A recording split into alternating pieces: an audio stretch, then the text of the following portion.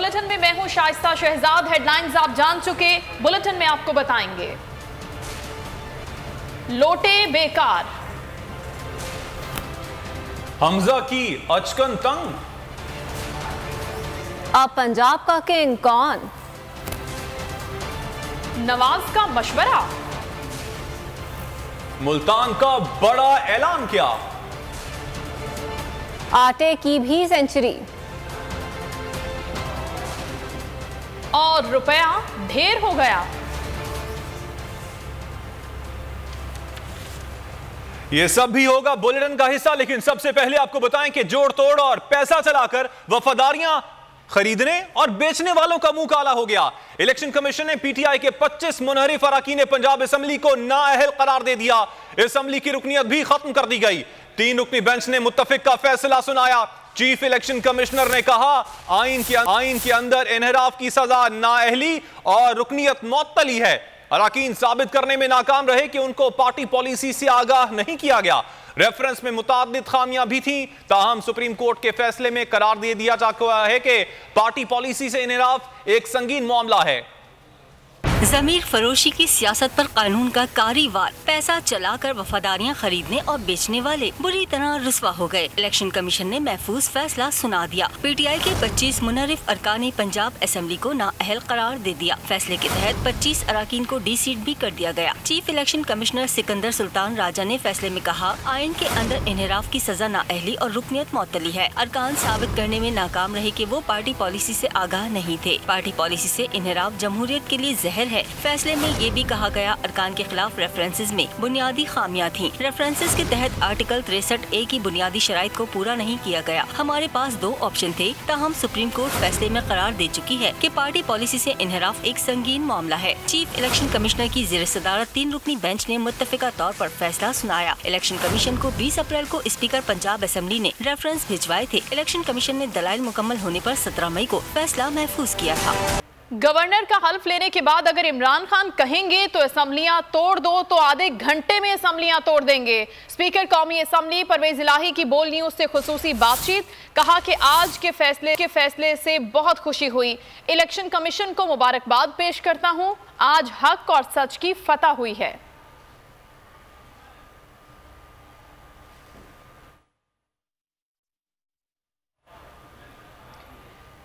परवेज इलाही ने बोल न्यूज से खुसूसी गुफ्तगू करते हुए कहा कि गवर्नर का हलफ लेने के बाद अगर इमरान खान कहेंगे असेंबलियां तोड़ दो तो आधे घंटे में असेंबलियां तोड़ दूंगा।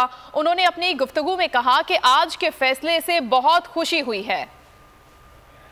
मैं मौजूद हूँ परवेज इलाही साहब के साथ, स्पीकर पंजाब असेंबली के साथ। इनसे इस हवाले से बात करते हैं जो 25 अफराद को डी-सीट करने का नोटिफिकेशन आया है इलेक्शन कमीशन से, क्या कहते हैं उसके हवाले से? तो वो डी नोटिफाई हो गए और हमारे 5 और बढ़ जाएंगे, क्योंकि वो भी साथ डी नोटिफाई हो गए। 2 मिनॉरिटी और 3 खवातीन, अब वो नए हमें मिल जाएंगे इंशाल्लाह, हमारा एज हो जाएगा। और कब तक मुतवक्के है पंजाब असेंबली में दोबारा वज़ारत आला का इलेक्शन? ये देखेंगे, अभी हमारी भी कर इंशाल्लाह कोशिश तो ये किसी महीने हो, ये तो तो सब आपको लगता है कि एस्टेब्लिशमेंट का किरदार न्यूट्रल है? वो उसका मैंने जवाब। साजिश का एक हिस्सा वापस और घिनौनी सियासत का बाब बंद हो गया। पीटीआई रहनुमाओं का इलेक्शन कमीशन के फैसले का खैर मकदम। असद उमर बोले कि लोग पैसा लगाकर हुकूमत में आते हैं और मजीद पैसा कमाते हैं। ऐसी सियासत के खिलाफ इमरान खान ने जिहाद किया। अब मशवरों का वक्त खत्म हो गया, नए इलेक्शन का ऐलान करें। फारूक हबीब ने कहा कि अब तो आपके घर से भी आवाज़ें आना शुरू हो गई हैं कि इलेक्शन करवाए जाएं। लोटे खरीदने के लिए सरमाया लगाने वालों से इजहार हमदर्दी करता हूं। एक तरफ इंपोर्ट पर पाबंदी, दूसरी तरफ टैक्स के खात्मे की बातें। कहा तजर्बाकार हुकूमत मईशत पर कंफ्यूज है।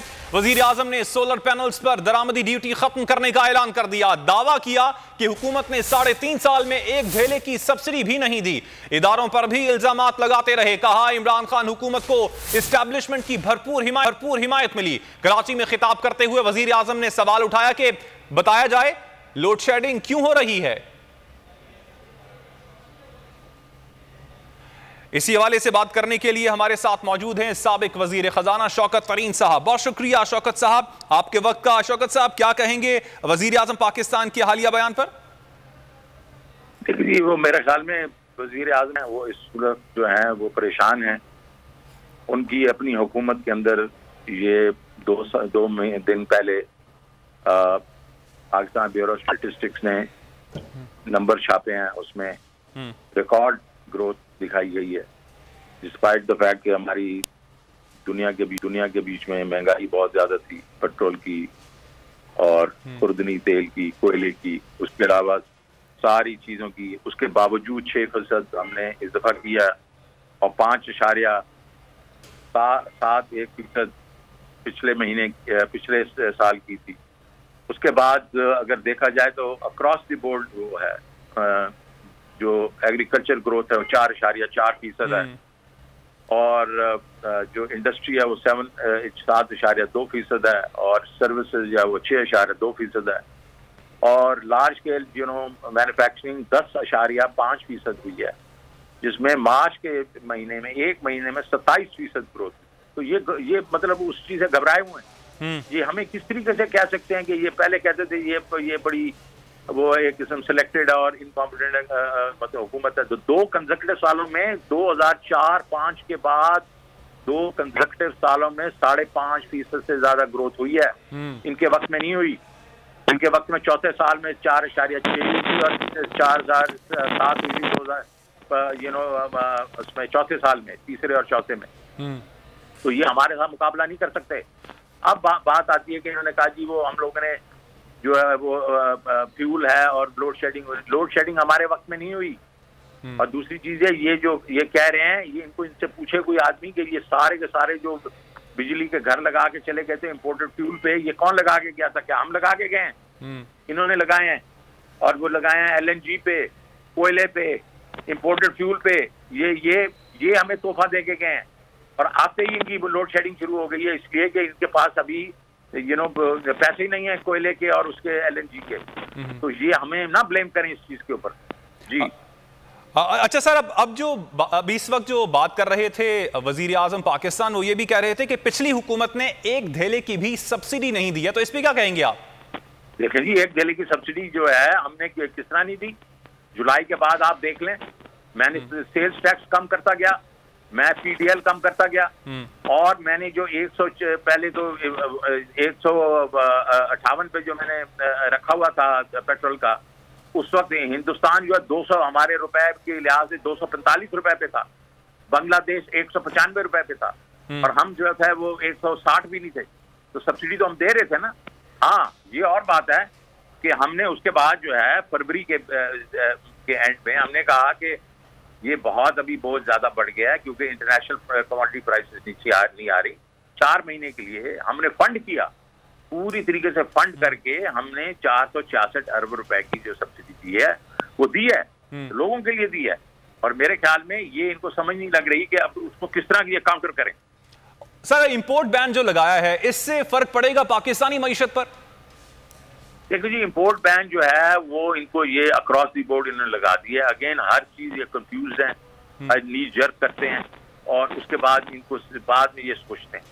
इंपोर्ट में अगर आपकी 2-4 चीजें के ऊपर अगर ये बैन किया, उसके ऊपर ड्यूटीज वगैरह ज्यादा कर देते, जिसमें जो आपके जो कंप्लीटली बिल्ट जो यूनिट्स हैं ऑटो में, कंप्लीटली बिल्ट यूनिट्स हैं ये मोबाइल फोन्स में, इनको करते, एक आधी और चीज करते जो बड़ी बड़ी चीजें हैं, बाकियों पे थोड़ा ड्यूटी वगैरह बढ़ा देते। लेकिन पॉइंट ये है इस वक्त जो इन्होंने हर चीज पे जो कर दिया है वो अब स्मगल होना शुरू हो जाएगी और खेपियाज जो हैं उनकी चांदी हो जाएगी।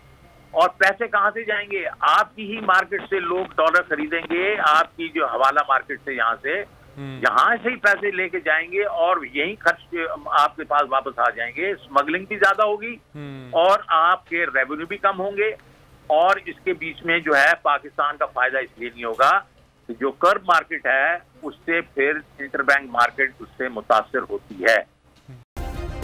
सब्सक्राइब करें और बेल दबाएं ताकि कोई खबर रह न जाए।